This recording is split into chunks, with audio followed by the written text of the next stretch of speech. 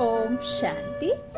9/1/2023 के ईश्वरीय महावाक्य हैं। आज की मुरली का सार है। बाबा ने कहा, मीठे बच्चे मर्जीवा बने हो तो सब कुछ भूल जाओ। एक बाप जो सुनाते हैं वही सुनो और बाप को याद करो। तुम्ही संग बैठो, तुम्ही संग खाओ, तुम्ही संग बोलो, तुम्ही संग खेलो, तुम्ही संग खाओ, तुम्ही से बैठूं बोलूं बातें करूं, है ना। प्रश्न है, सदगति दाता बाप बच्चों की सदगति के लिए कौन सी शिक्षा देते हैं? उत्तर, बाबा कहते, बच्चे सदगति में जाने के लिए अशरीरी बन बाप और चक्र को याद करो। योग से तुम एवर हेल्दी निरोगी बन जाएंगे, फिर तुम्हें कोई भी कर्म कूटने नहीं पड़ेंगे। प्रश्न है, जिनकी तकदीर में स्वर्ग के सुख नहीं है उनकी निशानी क्या होगी? उत्तर, वह ज्ञान सुनने के लिए कहेंगे हमारे पास फुर्सत ही नहीं है। वो कभी ब्राह्मण कुल के भांति नहीं बनेंगे। उन्हें पता ही नहीं पड़ेगा कि भगवान भी किसी रूप में कभी आते हैं। गीत है, तुम्हारे बुलाने को जी चाहता है। वाह। ओम शांति। भगवान बैठ भक्तों को समझाते हैं। भक्त हैं भगवान के बच्चे, सभी हैं भक्त, बाप है एक।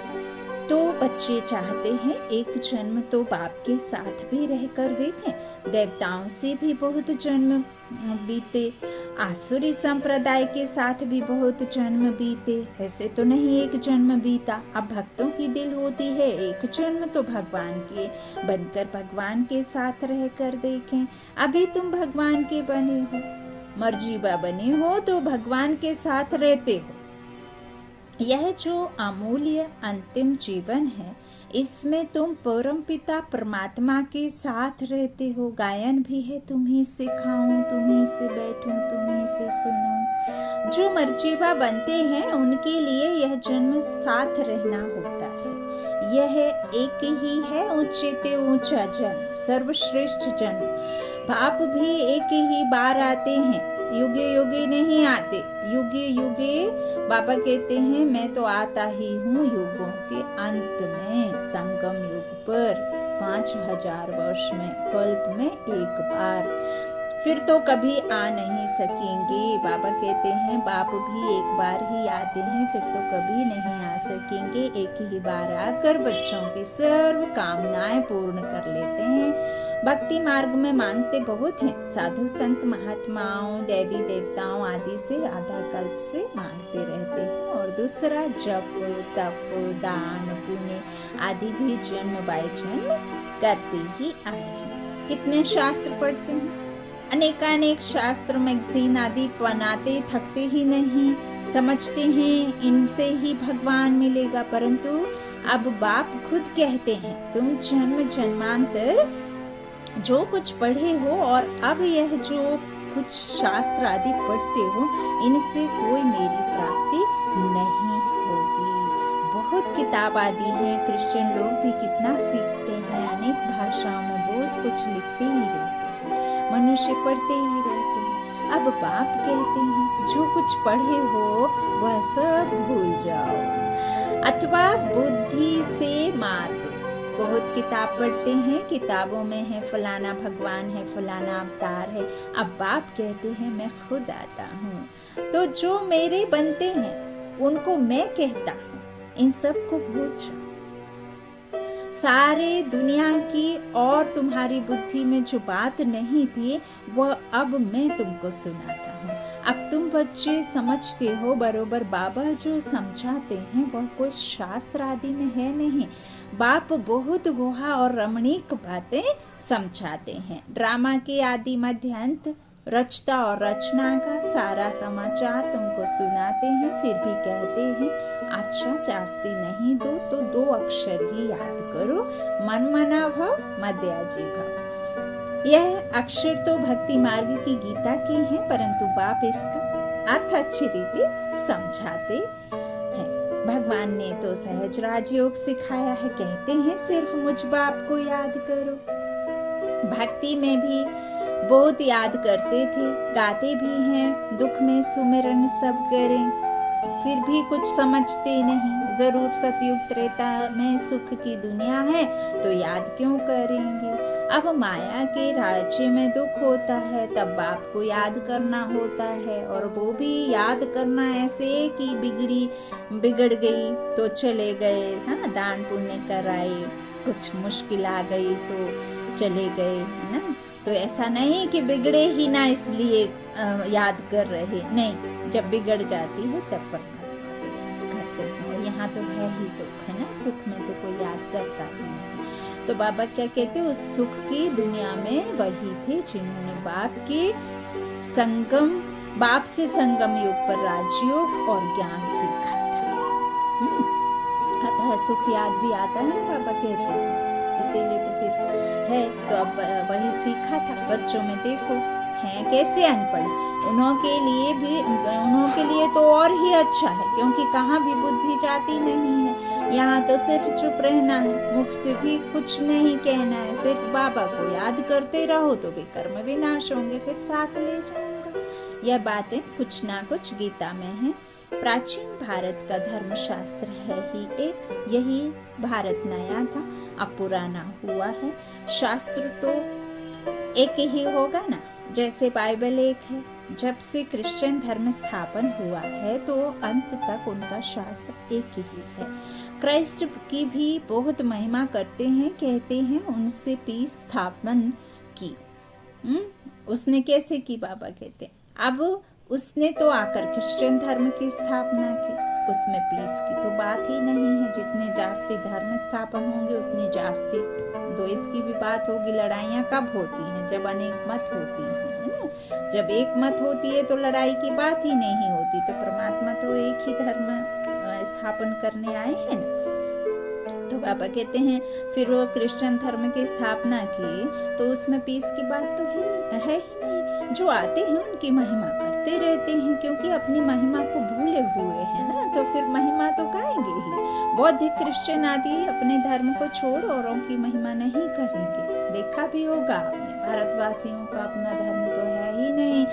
यह भी ड्रामा में नूंद है। इसमें भी बाबा देखो लिख देते हैं, किसी का दोष नहीं है, ड्रामा में नूंदा हुआ है। जो बिल्कुल ही नास्तिक बन जाते हैं तभी फिर बाप आते हैं। बाप समझाते हैं बच्चे स्कूलों आदि में जो किताबें पढ़ाई जाती हैं उनमें फिर भी एम ऑब्जेक्ट है, फायदा है, कमाई होती है, मर्तबा मिलता है, हद का मिलता है ना। बाकी शास्त्र आदि जो पढ़ते हैं उसको अंधश्रद्धा कहा जाता है। पढ़ाई को कभी भी अंधश्रद्धा नहीं कहेंगे, सच कहा बाबा ने। तो ऐसे नहीं कि अंधश्रद्धा से पढ़ते हैं, पढ़ाई से बैरिस्टर, इंजीनियर, डॉक्टर, ना जाने क्या क्या बनते हैं, है ना। आगे चल के एम ऑब्जेक्ट भी पता रहती है कि हम इससे पैसा कमाएंगे, ऊंची स्टेज पे बैठेंगे, है ना, अच्छा स्टेटस होगा, बच्चों को लग्जरी लाइफ देंगे, तो कुछ ना कुछ तो इससे मिलता है।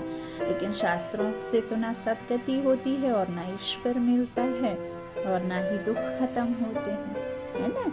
तो उसको अंधश्रद्धा बाबा कहते हैं। और जो ये पढ़ाई है बैरिस्टर, इंजीनियर आदि बनने की, तो उसको अंधश्रद्धा कैसे कहेंगे। यह भी पाठशाला है, यह कोई सत्संग नहीं। लिखा है ईश्वरीय विश्वविद्यालय, यहाँ हमें बेहद का मिलेगा, है ना, वहाँ हद का मिलता है। तो इसे बाबा कहते पाठशाला कहेंगे, सत्संग नहीं कहते। यह ईश्वरीय विश्वविद्यालय तो समझना चाहिए जरूर ईश्वर का बहुत भारी विद्यालय होगा, है ना। सो भी विश्व के लिए है, सभी को पैगाम भी देना है कि देह सहित सभी धर्मों को छोड़ अपने स्वधर्म में टिको, फिर अपने बाप को याद करो तो अंतमति सुगति हो जाएगी। अपना चार्ट लिखना है, कितना समय हम योग में रहते हैं, ऐसे नहीं हर एक रेगुलर चार्ट लिखेंगे, नहीं, थक जाते हैं। वास्तव में क्या करना है, रोज अपना मुंह आईने में देखना है, तो पता पड़ेगा कि हम लक्ष्मी को व सीता को वरने लायक हैं, वह प्रजा में चले जाएंगे। और बाबा यहाँ जो मुंह देखने की बात कर रहे हैं आईने में, वो आईना बाबा ने बुद्धि रूपी दर्पण दिया है, ना कि कांच के ग्लास के सामने आप जाकर के खड़े हो जाएं और फिर जाकर चेहरा देखें कि मैं अच्छी दिख रही हूँ या बुरी, नहीं। बाबा ने एक गाना भी है भक्ति का, मोरा मन दर्पण कहलाए, है ना, भले बुरे सारे कर्मों को देखे और दिखाए। तो इस तरह से बाबा क्या कह रहे हैं कि अपने चेहरे को किसमें देखो, आईने में रोज देखो, तो पता चलेगा कि आप सीता को, लक्ष्मी को वरने लायक हैं व सीता को। आप कौन से युग की आत्माएं हैं, सतयुग की, त्रेता की, द्वापर की, पता चलेगा, है ना। बाबा कहते हैं प्रजा में चले जाएंगे, यह सब आप समझ सकते हैं। पुरुषार्थ तीव्र कराने के लिए चार्ट लिखने को कहा जाता है और देख भी सकते हैं कि हमने कितना समय शिव बाबा को याद किया। सारी दिनचर्या सामने आ जाती है, जैसे छोटेपन से लेकर सारे आयु की जीवन याद रहती है ना, तो क्या एक दिन का याद नहीं पड़ेगा।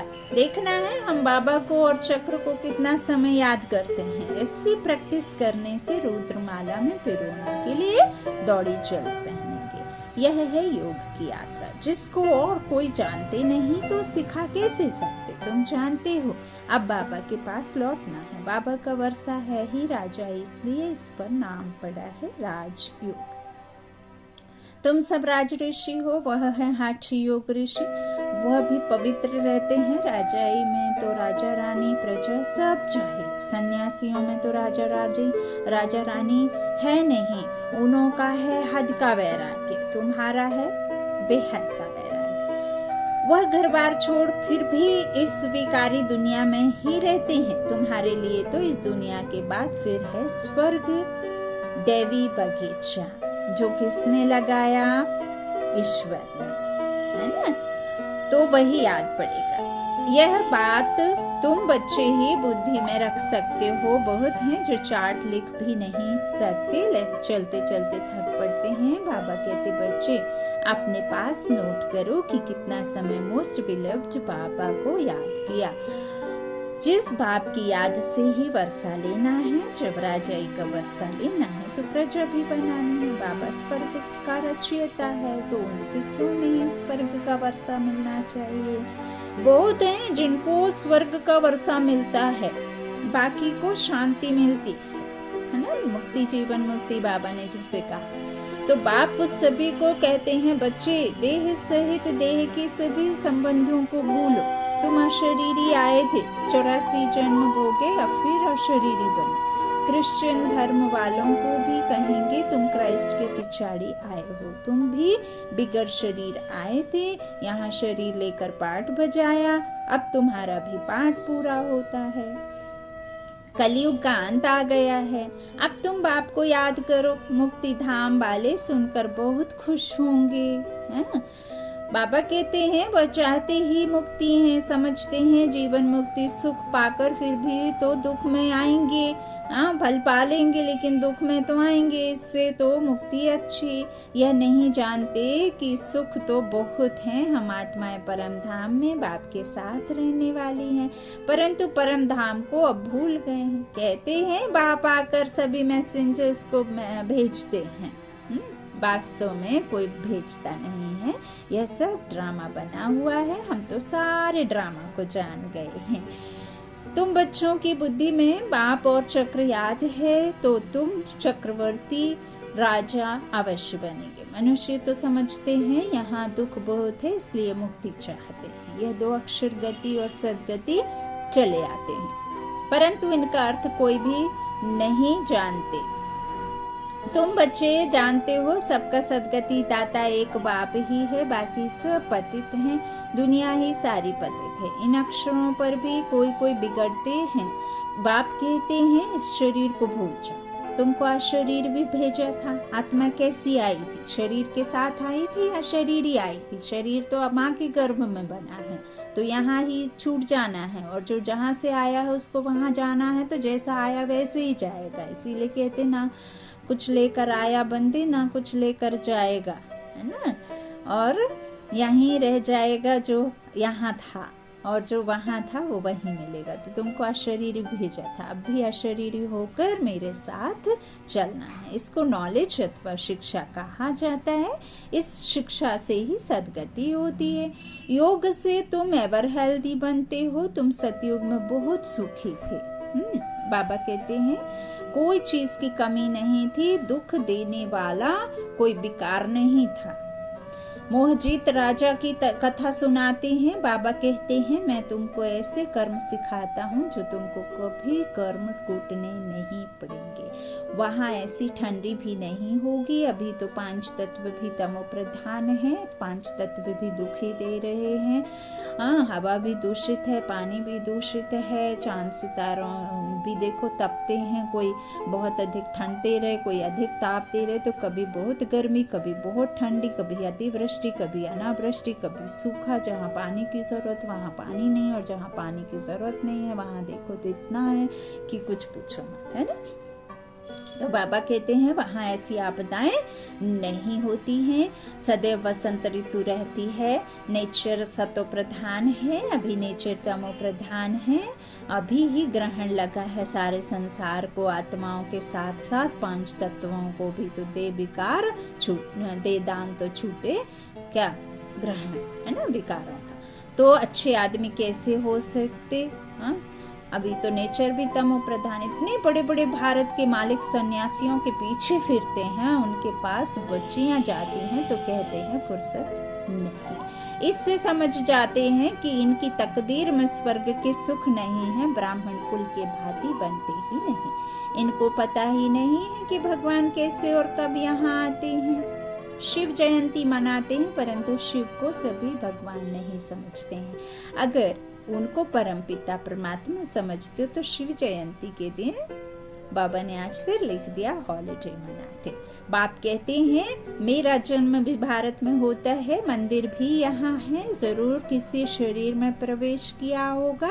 दिखाते हैं दक्ष प्रजापति ने यज्ञ रचा, तो क्या उसमें आया होगा? ऐसे भी नहीं कहते। श्री कृष्ण तो होता ही है सतयुग में। बाप खुद कहते हैं मुझे ब्रह्मा मुख द्वारा ब्राह्मण वंशावली रचनी है। कोई को यह भी तुम समझा सकते हो। बाबा कितना सहज समझाते हैं, सिर्फ याद करो। परंतु माया इतनी प्रबल है जो याद करने नहीं देती। आधा कल्प की दुश्मन है, इस दुश्मन पर ही जीत पानी है। भक्ति मार्ग में मनुष्य ठंडी में स्नान करने जाते हैं, कितने धक्के खाते हैं, दुख सहन करते हैं। यहाँ तो पाठशाला है, पढ़ना है, इसमें धक्के खाने की तो कोई बात ही नहीं। पाठशाला में ब्लाइंड फेथ की तो बात नहीं। मनुष्य तो बहुत ब्लाइंड फेथ में फंसे हुए हैं। कितने गुरु आदि करते हैं, परंतु मनुष्य तो कभी मनुष्य की सदगति कर नहीं सकते। बाबा कहते जो भी मनुष्यों को गुरु बनाते हैं वह ब्लाइंड फेथ हुआ ना। आजकल छोटे बच्चों को भी गुरु कराते हैं, नहीं तो कायदा है वानप्रस्थ में गुरु करने का। अच्छा, मीठे मीठे सिक्की लाधे बच्चों प्रति माता पिता बाप दादा का याद प्यार और गुड मॉर्निंग। रूहानी बाप की रूहानी बच्चों को नमस्ते। हम रूहानी बच्चों की रूहानी माता पिता बाप दादा को याद प्यार और गुड मॉर्निंग। शुक्रिया बाबा, मीठे बाबा, प्यारे बाबा। धारणा के लिए मुख्य सार। पहला बाबा ने कहा तीव्र पुरुषार्थ के लिए याद का चार्ट जरूर रखना है, रोज आईने में अपना मुंह देखना है, चेक करना है हम मोस्ट बिलव्ड बाप को कितना समय याद करते हैं। दूसरा, जो कुछ पढ़ा है वह भी भूल चुप रहना है, मुख से कुछ भी कहना नहीं है। बाप की याद से विकर्म विनाश करने हैं, वरदान है। हर बात में मुख से व मन से बाबा बाबा कह मैंपन को समाप्त करने वाले सफलता मूर्त भव। आप अनेक आत्माओं के उमंग उत्साह को बढ़ाने के निमित्त बच्चे कभी भी मैंपन में नहीं आना, मैंने किया नहीं। बाबा ने निमित्त बनाया, मैं के बजाय मेरा बाबा, मैंने किया, मैंने कहा, यह नहीं। बाबा ने कराया, बाबा ने किया, तो सफलता मूर्त बन जाएंगे। जितना आपके मुख से बाबा बाबा निकलेगा उतना अनेकों को बाबा का बना सकेंगे। सबके मुख से यही निकले कि इनकी तात और बात में बस बाबा ही है। बाबा बाबा बाबा मेरा बाबा, करण करावनहार बाप है, उंगली मेरी शक्ति बाबा की।